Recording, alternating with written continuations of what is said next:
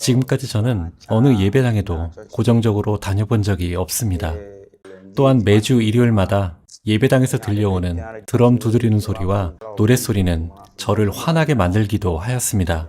저는 그러한 것들이 싫었습니다.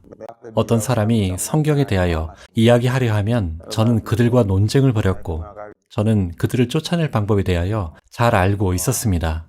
하지만 그러했던 제가 이곳 전도집회 장소에 오게 되었고, 집회 프로그램 말씀을 듣게 되었습니다. 저는 말씀을 듣는 중에 하나님께서 정말로 천지와 만물을 지으셨다는 것을 깨닫게 되었습니다. 그리고 이 세상을 만드신 분은 하나님이라는 사실을 깨닫게 되었을 때 이 성경이 참으로 사실이라는 것 또한 믿게 되었습니다. 그래서 저는 집회 첫째 날인 화요일부터 저 스스로를 책망하기 시작했었습니다. 제가 지금까지 잘못된 믿음을 가지고 있었기 때문이었습니다. 그러한 사실들을 이번 전도 집회에 와서야 알게 되었습니다. 저는 저 자신을 선한 사람으로 생각하고 있었으며 두려움 따윈 느껴보지 못했고, 죄와는 상관없이 제가 원하는 대로 저만의 삶을 살고 있었습니다. 하지만 이번 강연 말씀을 들으며 내가 보는 것과 내가 생각하는 것, 또 내가 하는 모든 일들이 죄라는 사실을 알게 되었습니다. 집회 셋째 날이 바로 죄에 대한 말씀을 해주셨던 날인데, 그날은 너무 쉽게 죄를 범하고 있는 저 자신을 발견하게 된 날이었습니다. 제가 의도하지는 않았지만 저는 계속해서 죄를 짓고 있었습니다. 왜냐하면 죄가 무엇인지조차 모르고 있었기 때문입니다. 하지만 셋째 날, 무엇이 죄인지, 또 내가 지은 죄가 어떤 것인지를 깨닫게 되었고, 또한 그날 강연 마지막에는 제가 지은 그 많은 죄들로 인하여 하나님과 나 사이가 가로막혀 있다는 것을 알게 되었습니다.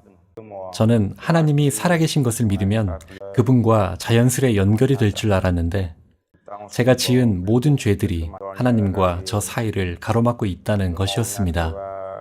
저는 많은 생각을 하였습니다. 어떻게 하면 하나님이 나의 친구가 되고, 어떻게 하면 하나님과 소통할 수 있을까? 내가 어떤 옳은 일이라도 해야 하는 걸까? 그런데 강연자께서 하시는 말은 작든 크든 우리의 모든 죄를 하나님께 토설해야 한다는 것이었습니다. 그래서 그날 밤 저는 저희 모든 죄, 제가 죄라고 여기지 않았던 모든 죄까지도 하나님 앞에 토설하였습니다. 그런데 한 가지 저에게 놀라움과 동시에 희망을 주었던 말씀은 피 흘림으로 말미암는 죄 사함에 관한 말씀이었습니다. 사실 설교를 들을 당시에는 피의 의미를 이해하지 못하였는데, 시간이 지나면서 그 피의 의미를 이해할 수 있었습니다. 저희들은 집회 기간 동안 구약시대 사람들이 자신들의 죄를 사함받기 위하여 양이나 송아지를 잡았던 일들을 상고하였었는데, 그 짐승들은 구약시대에 살고 있던 이스라엘 사람들의 죄를 없애기 위한 제사였습니다. 그런데도 저는 혼자 이러한 생각까지도 했었습니다. 그럼 나의 죄는 무엇으로 씻어야 하지? 나도 양을 잡아야 하나? 그러나 어제 말씀을 들으며 저는 예수 그리스도께서 내가 지은 죄를 위하여 이 땅에 오셔서 피를 흘리신 사실을 깨닫게 되었습니다. 그 일로 말미암아 제가 거룩한 사람이 되었고 구원을 받은 것이었습니다. 제가 예수님, 하나님과 하나로 연결되었습니다. 제가 감히 상상하지도 못한 일이었습니다. 예수 그리스도께서 나를 위하여 피를 흘리심으로 말미암아 그 피가 저를 거듭나게 한 것이었습니다. 저는 지금 제가 상상하던 그 이상의 사람이 되었습니다. 지금 저에겐 믿음이 있고 예수님께서 저의 죄를 위하여 죽으신 사실을 믿음으로써 제가 거룩함을 얻었고 그분의 자녀가 되었습니다. 이러한 사실을 히브리서 10장 10절 말씀이 증거하고 있었습니다. 바로 예수께서 우리의 죄를 위하여 단번에 들이신 사실이었습니다. 이 사실로 인하여 제가 지금까지 지었던 모든 죄와 오늘 지은 죄, 그리고 미래에 지을 죄까지도 사함을 받았습니다. 예수님께서 죄를 사하시기 위하여 죽으신 사실로 제가 그분의 자녀가 된 것입니다. 제가 할 수 있는 것은 그분께 감사를 드리는 것밖에는 없었습니다. 직접 만나본 적도 없는 저의 죄를 위하여 자기 피를 흘리시고 죽으셨기 때문입니다.